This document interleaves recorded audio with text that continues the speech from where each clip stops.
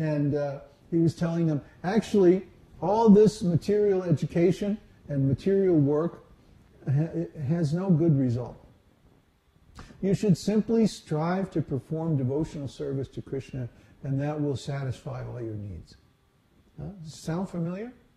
It's the same thing we preach. So yes, if you have been born in an atheistic or materialistic family, then you come somehow or other to devotional service. This is extraordinary. This is great good fortune. This means the end of all your worries, the end of all your problems. And it's actually very beneficial for your family members too. One of the things that Lord Nrsimhadev tells to Prahlad, he says, because of you being engaged in devotional service, your father will be, and 10 generations in the future, 10 generations in the past of your family are all delivered. They're all liberated by your devotional service. So if someone becomes a pure devotee, even if their family members don't understand or don't do anything to help, or even if they actively oppose, they still get the benefit.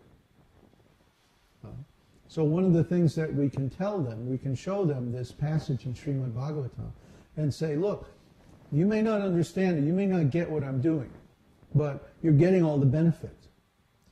So don't complain. Question from Elisa. Should a devotee lavish their love of Krishna on their guru? You are a representative of Krishna, so it is not okay then to praise and thank you on a daily basis? I think because of social conditioning, I am afraid others will think I am brown-nosing. But sincerely, I wish to serve you and I have nothing but my words to express this. Well, that's very kind. Actually, everything that I'm doing is because of my love and affection and my gratitude for Srila Prabhupada and what he did for me. If it wasn't for Srila Prabhupada, I would just be, an aging jazz musician in some club somewhere. I probably wouldn't even be alive. I probably would have died from that heart attack I had back when I was in my 40s.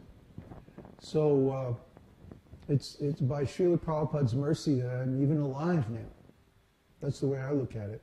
So it's like my whole life belongs to him. His mercy is all that I'm made of. My whole life. Everything about it is completely Prabhupada's mercy. So I feel obligated. I feel like, I owe my life to him. And I certainly owe my happiness and all my success and good fortune to him. So I want to serve him. I naturally want to help him to achieve his goals and his purposes. And I see where my god brothers have actually failed to help him because they're not interested in following his instructions. They don't want to follow his instructions. They don't like his instructions.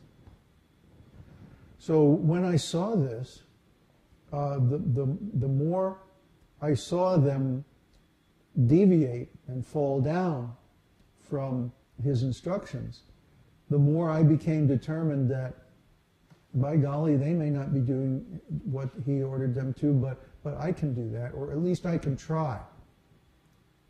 And because I tried, Krishna helped me. And because Krishna helped me, I was successful. And because of that, now so many other people have a chance to engage in devotional service that never would have had the opportunity. All because I tried to praise my guru. They say there's no, what is that? There's no flattery like imitation. Or imitation is the sincerest form of flattery.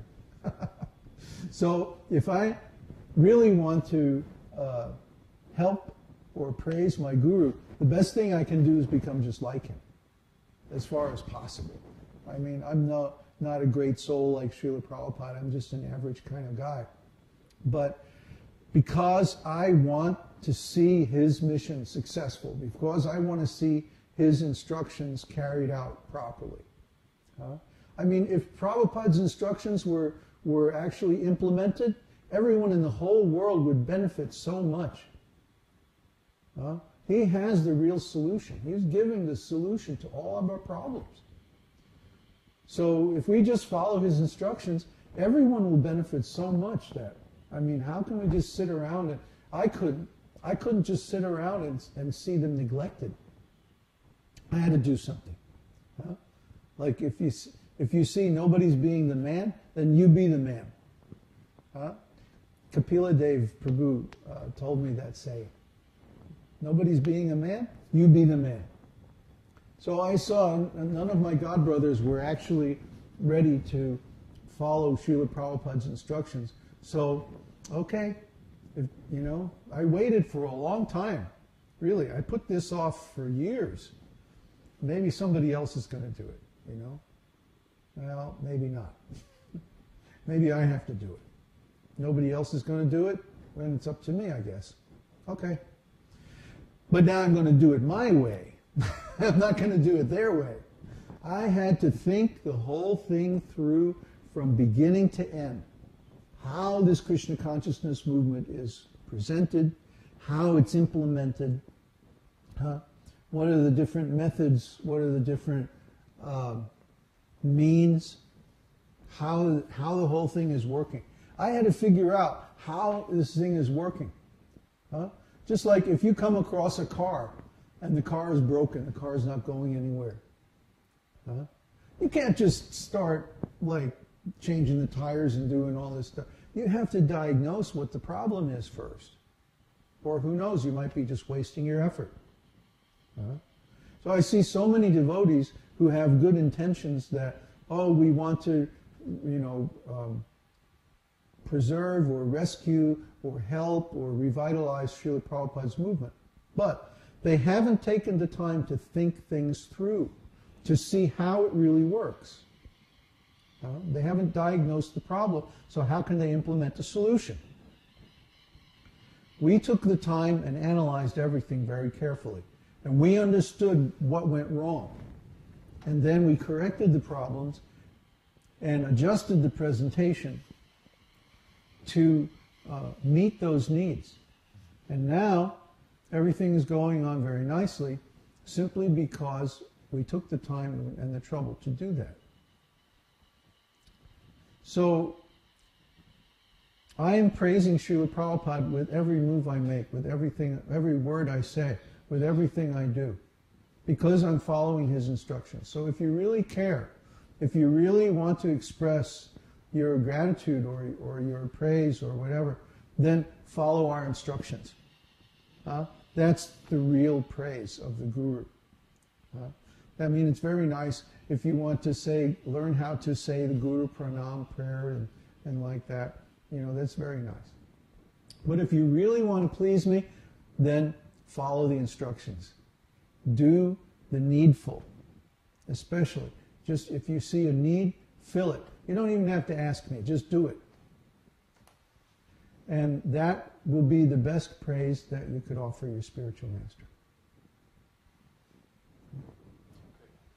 Question from... Could you build up the fire? Question from Luciano. Luciano! Hey! I remember him. But what happens to a family member that offends the pure devotee? Does this not generate bad karma? Bad karma ain't the word for it. Offenses to the spiritual master are very, very dangerous.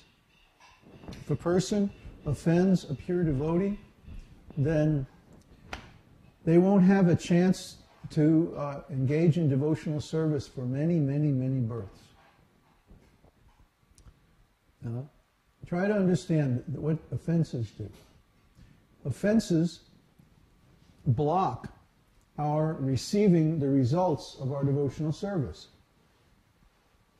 So even if a person performs devotional service, but they create some offense, then the results of that devotional service are postponed until they correct the offense. See? There are 10 offenses against the holy name. But there are many, many offenses against Krishna, and especially in deity worship, there are many offenses. But the worst offense of all is to offend the pure devotee or the spiritual master. Because then, until you put that relationship back in the correct way, you can't get the results of the devotional service that you already performed. They're blocked. Huh? It's just like if you want to give somebody something valuable. Huh? Here's some gold. Huh? And they're carrying a big bag of rocks. Oh no, I can't take your gold. I have my hands full of rocks. You see? Why not drop your rocks and take the gold? Oh no, my rocks are very important to me. You see? This is what's going on.